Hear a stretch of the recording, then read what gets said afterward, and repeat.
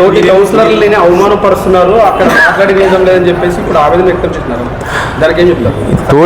ఎన్నుకున్న చైర్మన్ మీకు కనీస గౌరవం ఇవ్వడం ఒకటి మన ప్రజాభాష అన్న ఒక పర్సన్ అడిగినాడు అంటే ఏమని, ఇప్పుడు మేము ఒక కౌన్సిలర్ మాట్లాడడానికి అవకాశం ఇవ్వడని చెప్పినాడు. ఎవరండి అవకాశం ఇవ్వాల్సింది? కౌన్సిలర్, ఒక చైర్మన్, కౌన్సిలర్రా, అధ్యక్షులు కదా, అధ్యక్షులు కదా దానికి ఉండేది.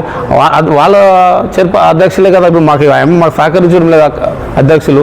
ఇప్పుడు వాళ్ళకే కదా వాళ్ళే కదా దానికి వివరణ ఇవ్వాల్సింది, వాళ్ళే కదా మాట్లాడేయాల్సింది. నోరు నొక్కినా, నోరు వాయిస్ పెంచినా ఒక అధ్యక్షులే కదా దానికి, వాళ్ళ ఆదర్శాలే కదా ఇక్కడ సభలో జరిగేది. మధ్యాంతరంగా లేచడానికి ప్రధాన కారణం మధ్యాంతరం జరిగేదంటే మాకు భోజనాలు టైం అయింది. తర్వాత అంశాలపైన పూర్తిగా కింద కూర్చోబెట్టి పరిపాలన ఈరోజు అంశాల మీద జరిగింది, సమావేశాలు జరిగింది.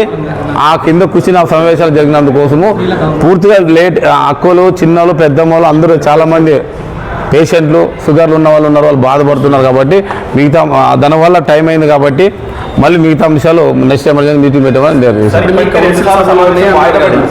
ఇప్పటికే సమావేశం 2 సార్లు వాయిదా పడింది సార్. ఇప్పటికీ మున్సిపాలిటీ అభివృద్ధికి ఇబ్బంది కలుగుతుంది కదా సార్. సభలో మీరు బయటికి రావడం ఒక ఎజెండా పాస్ కాకపోతే నేను అదే ముందు చెప్పింది, ఈరోజు అంశం తొందరగా స్టార్ట్ చేయాలా. కౌన్సిలర్ని ఒక వైస్ చైర్మన్ని కింద మీద కూర్చోపెట్టినారు. ఎక్కడన్నా మీరు చూసినారా? మేము కింద కూర్చున్నా కూడా ఏదో అంశం మేము విన్నామా, జరిపించినాం కదా సమావేశం, కింద కూర్చుని సమావేశం జరిపించినాం కదా. అయినా మేము ప్రజా సమస్యల మీద మేము డెవలప్మెంట్ పూర్తి వైఎస్ఆర్ కాంగ్రెస్ పార్టీ నిలబడినట్లే కదా.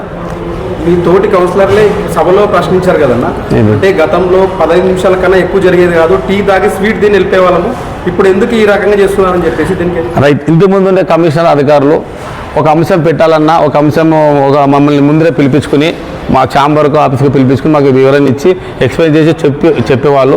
మేము దాని మీద దాని మీద ప్రిపేర్ క్లారిటీ మాకు వినేవాళ్ళము. తర్వాత అందుకోసం వినిన తర్వాత అక్కడ మా అంశం అదే కాదని మేము ఆ విధంగా మేము డెవలప్మెంట్కి సహకరిస్తాం. సార్ దీని అందరికీ రాజకీయ కారణమే ఉంటుందా? మున్సిపల్ చేరుకోవడం కారణాలను ఎలా చూస్తారు?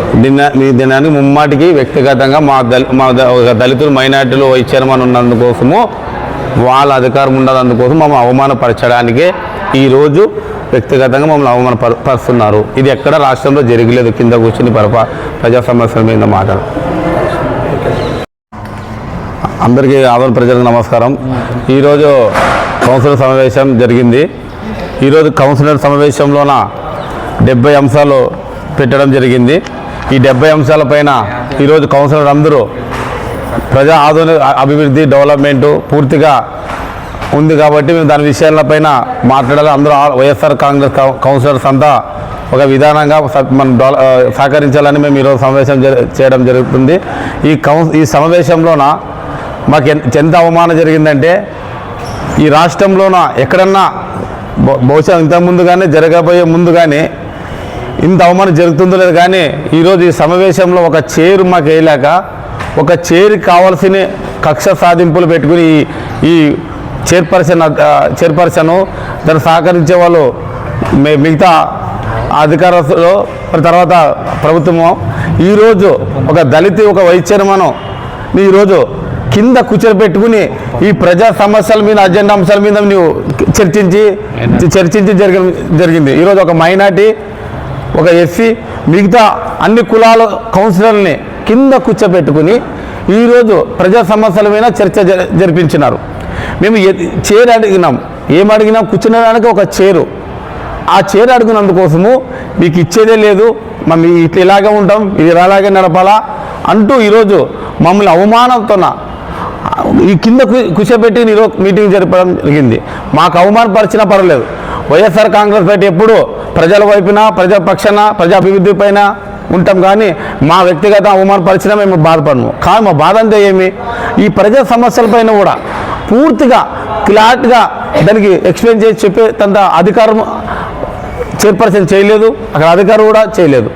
ఈరోజు ఆదోన్లోన ప్రజలు మున్సిపల్ కాంప్లెక్స్ ఒకటి టెండర్ ఓపెన్ యాక్షన్ జరిగింది.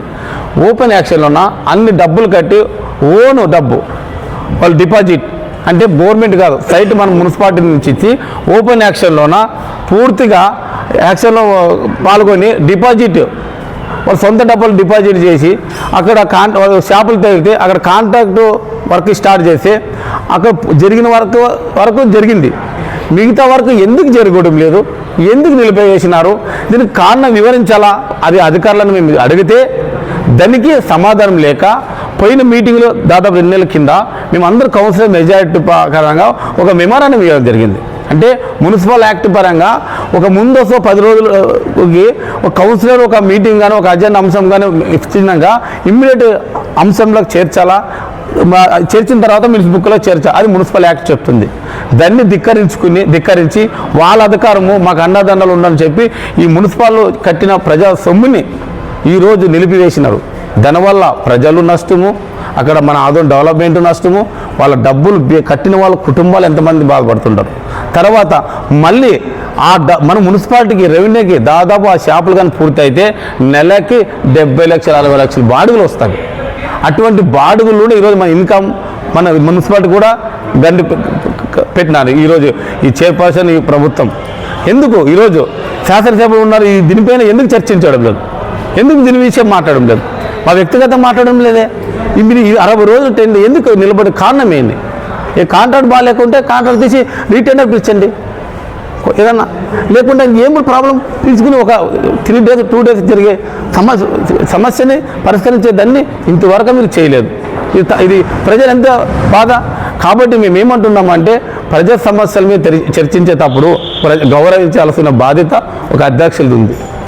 ఈరోజు అదే మున్సిపాలిటీ షాపులు కాబట్టి దాని మీద వివరణ ఇవ్వలేదు, ఇప్పటివరకు వివరణ ఇవ్వలేదు, ఇప్పటివరకు దాన్ని బంద్ అట్లే నిలిపివేసినారు. ఎంతమంది అంటే మరి ఇది ఆలోచించండి. ఈరోజు ఆదోని ప్రజలు ఒకటే దయచేసి గుర్తించుకోనాలా, ఈ కూటమి ప్రభుత్వం వచ్చినప్పటి నుంచి కూడా ఈరోజు ఆదోనిలో ఒక డ్రైన్ కానీ, ఒక సిల్ట్ కానీ, ఒక లైట్ కానీ, ఒక మోటార్లు కానీ, ఒక వాటర్ ప్రూఫ్ కానీ, ఒక వాటర్ ఏదన్నా లీకేజీలు అయితే ఇవన్నీ ఆదోని డెవలప్మెంట్ చేసేది ఒక వైఎస్ఆర్ ప్రభుత్వం కౌన్సిలర్ ఈ రోజుకి. ఎందుకంటే మేము మీ కట్టే పన్నులోన మీరు కట్టే జనరల్ ఫండ్స్ కాబట్టి దాన్ని మేము ఈరోజు డెవలప్మెంట్ కింద ఒక కౌన్సిలర్ సమావేశంలో పెట్టుకుని ఎక్కడ ఏది చేయాలనే దాని మీద అంశాలు పెట్టుకుని మేము రిజర్వేషన్ తీసుకుని ఒక ప్రాసెస్ శాంక్షన్ చేస్తాం. ఇది ప్రజలు గుర్తుంచుకోవాలి. ఈరోజు ఇప్పటివరకు మా వైఎస్ఆర్ ప్రభుత్వం మీకు చేస్తుంది.